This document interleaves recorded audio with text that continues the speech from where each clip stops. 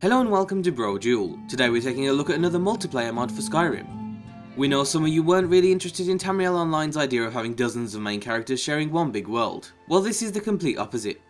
It's one main character being helped by a single friend. It could be for a fight or an entire questline. When player 2 leaves, player 1 can continue with his single player journey until another friend is ready to join him again. If you're familiar with Tamriel Online, then you're probably aware of all the technical issues that multiplayer mods come across. However, most of these issues are caused by its online component, and all the data it needs to send to keep everyone's games synced together. With couch co-op, everything's running through the same client, and both players are looking at the same screen, so everything's already synced for you. That's not to say that couch co-op doesn't have its own set of issues, but first let's take a look at how the mod works. The mod requires both SKSC and Script Dragon. Apart from that, the mod is just a simple drag and drop into your Skyrim folder. Once in game, you'll need to head to Whiterun, more specifically the Temple of Kynareth. Inside, next to the shrine, you'll find a spell tome that'll teach you the start co-op spell.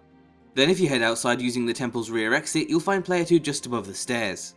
Cast the spell on player 2 and you'll receive a notification that the spell has worked. You'll also notice that a new Ebony Warrior has appeared. He's player 2. And finally, now all you need to do is open the console and click player 2 to select him. The only way to have full control over player 2 is to have him selected in the console, so if at any point the mod isn't working for you, that's the number one thing you should check. And that's it, so all in all the mod only takes a minute or two to start in game. This is where things start to get interesting. The camera will only follow player 1, and due to limitations of Skyrim's engine, the mod can't offer a split screen or any other way to have two cameras following both players. So the main character can continue to move around and play as normal. However, so the second player can actually see himself moving around, it's best to play in third person and zoomed out to the max. Movement for player 2 is handled using the directional keys, then several other controls like attacking, jumping and others are spread across the number pad. None of these keys are absolutely necessary for player 1, so we highly recommend that you map the keys to a gamepad using Xpadder or another similar program. That way player 1 can use the keyboard and player 2 can use a separate controller without getting in each other's way. The history of gaming has also taught us that player 2 is worse than player 1 and it's no different here. The best way to understand player 2's role is to think of them as a follower. They can't interact with anything outside of combat. After all, this is player 1's world. Controlling player 2 is also much more difficult, and it'll take you a while to get used to moving around without also having control over the camera. This requires teamwork and some practice for player 2 so they can get a basic grasp of the new controls. Luckily, the mod also provides a couple of features to make your life easier. At any time, the second player can highlight their character to make it much easier to spot. You can even see the glow through objects and walls, so it's helpful in congested areas too. If the glow isn't enough and you still can't find yourself, then at any time the second player can also teleport themselves to player 1. Player 2 will also be automatically teleported if the main character fast travels or enters another cell. So when combining all of these, getting lost as player 2 isn't really an issue. As of right now, player 2 can only effectively use melee combat. With the use of 4 keys, you can draw or sheath your weapon, attack, block and power attack. You can also jump, but the animation isn't quite as smooth as you might expect. You can also spam jump to reach higher places, which is helpful when you can't see the ledge because of the camera angle. At any time, player 2 can also open their inventory, which lets you trade between the two players.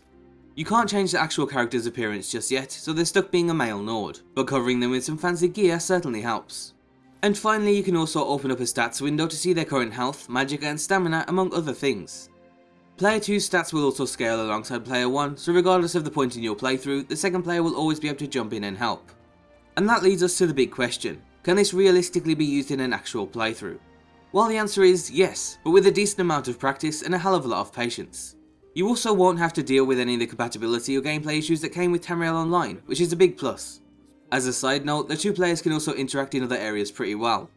They can get in each other's way, or even accidentally on purpose hit each other during combat, which can lead to a lot of fun and memorable moments. An interesting way to play is to set up a static camera, which we'll include a guide for down below. This lets player 1 also move independently from the camera, just like player 2. That way you can both move around and interact at similar levels, which makes fighting each other that much more fun and fair. You could even spawn in dozens of enemies at once and fight them off together in wave-based combat, or with a static camera. So if you're interested in giving the mod a go, you can find everything you need down below. And as always, be sure to leave an endorsement on any mod you enjoy, and be sure to check out g2a.com for some cheap games, and thanks for watching.